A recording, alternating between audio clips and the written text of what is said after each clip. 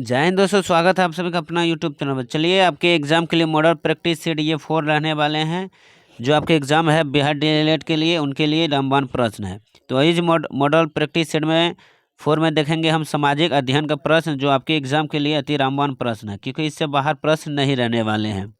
तो चलिए बिना देरी के साथ बढ़ते हैं अगली प्रश्न की ओर। तो आप लोग से रिक्वेस्ट है वीडियो को शुरू से अंत तक जरूर देखें बिना स्किप के साथ। हमारे चैनल पर पहली बार जो नए जुड़े हैं, प्लीज़ इस चैनल को जरूर सब्सक्राइब कीजिए। आपके क्लास डेली 9 बजे से ही अपलोड होते हैं क्लास का वीडियो, तो ज़रूर आप लोग ज्वाइनिंग हो कीजिए और अपने दोस्तों ग्रुपों के साथ शेयर जरूर कीजिए। चलिए टाइम कमाते हुए बढ़ते हैं अगली अपनी प्रश्न की ओर।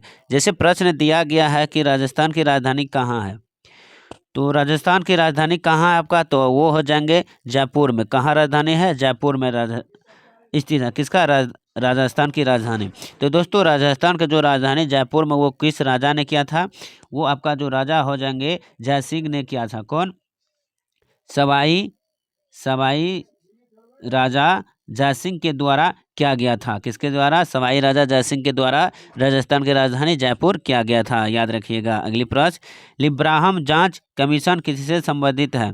लिब्राहम जांच कमीशन है वो किससे संबंधित है, तो इसका जो सही आंसर हो जाएंगे 92 का ऑप्शन, बाबर मस्जिद की तोड़फोड़ से। किसका, बाबरी मस्जिद की तोड़फोड़ से संबंधित है। कौन, लिब्राहम जांच कमीशन संबंधित है बाबरी मस्जिद की तोड़फोड़ से। अगली प्रश्न को बढ़ते हैं। तो दोस्तों ये भारत सरकार द्वारा 1992 में अयोध्या में विवादित ढांचे में बाबरी मस्जिद के विध्वंस की जांच पड़ताल के लिए गठित जांच आयोग आया था। कब, 1992 में। अगली प्रश्न है कि सामाजिक अधिकारिता स्मृति दिवस कब मनाया जाता है। सामाजिक अधिकारिता स्मृति दिवस कब मनाया जाता है, तो इसका जो सही आंसर हो जाएंगे दोस्तों 93 का 93 का, वो 20 मार्च को आपका मनाया जाता है। कब, 20 मार्च को मनाया जाता है। तो 20 मार्च कब, तो 20 मार्च 1927 को, 20 मार्च 1927 को आपका जो है सामाजिक अधिकारिता स्मृति दिवस मनाया जाता है, याद रखिएगा। अगली प्रश्न, भारत के विभिन्न राजनीतिक दलों को राष्ट्रीय या क्षेत्रीय दल का दर्जा देने का अधिकार किसको है। भारत के विभिन्न राजनीतिक दलों को राष्ट्रीय या क्षेत्रीय दल का दर्जा देने का अधिकार किसके पास है। इसका जो सही आंसर हो जाएंगे 94 का, वो चुनाव आयोग का है। किसका है, चुनाव आयोग का है। तो option C is the right answer आपका हो जाएंगे। अगली प्रश्न को बढ़ते हैं कि निम्नलिखित में से भारत में मौलिक कर्तव्य कौन सा है। इनमें से भारत में जो है मौलिक कर्तव्य वो कौन सा है आपका। इसका जो सही आंसर हो जाएंगे दोस्तों 95 का ऑप्शन बी, हमारी मिली जुली संस्कृति की समृद्धि विरासत को संरक्षित करना, वो महत्व प्रदान करना। तो ऑप्शन बी इज द आपका राइट आंसर हो जाएंगे।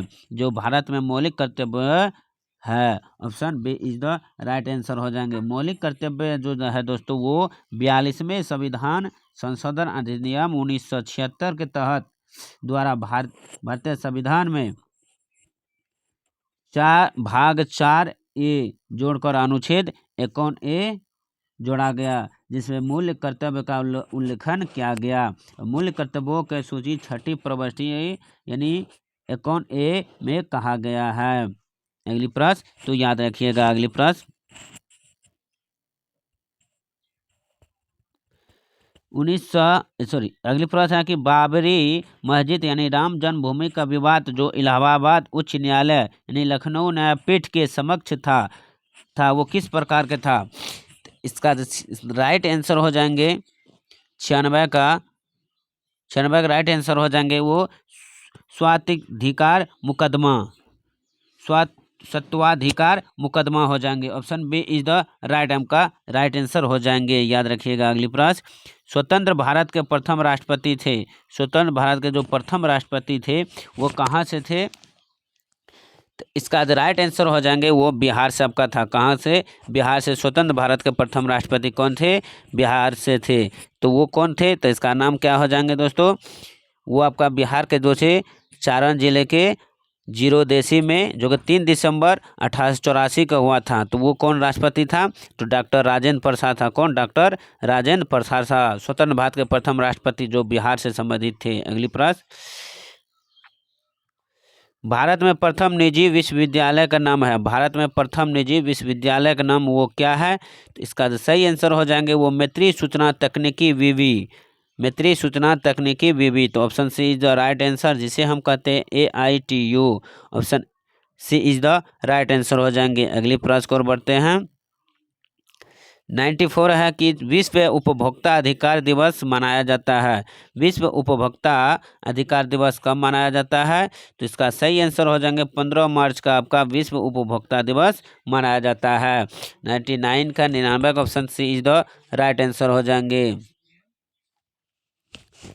अगली प्रश्न की ओर बढ़ते हैं। अगली प्रश्न की ओर बढ़ते हैं। चलिए, अगली प्रश्न है कि विकलांगों के लिए ओलंपिक जाना जाता है। तो विकलांग जो है उनके लिए कौन सा ओलंपिक है? इसका राइट आंसर हो जाएंगे ND। Option C is the right answer हो जाएंगे। 100 का right answer, sorry, option D is the right answer. एम्बेलिस्किम के रूप में, एबेलिम्पिक्स के रूप में जाने जाते हैं, एबेलिम्पिक्स के रूप में जाना जाते हैं, जो विकलांगों के लिए ओलंपिक माना जाता है। अगली प्रश्न, अशोक के शासन काल में बौद्ध सभा किस नगर में आयोजित की गई थी? अशोक के शासन काल में बौद्ध सभा का जो है वो किस नगर में आयोजित की गई थी? तो 101 का जो राइट आंसर हो जाएंगे आपका option B is the right answer, Pataliputra में। कब? अशोक के शासन काल में जो है बौद्ध सभा वो नगर में, किस नगर में? तो वो पाटलिपुत्र नगर में की गई थी। तो option B is the right answer हो जाएंगे।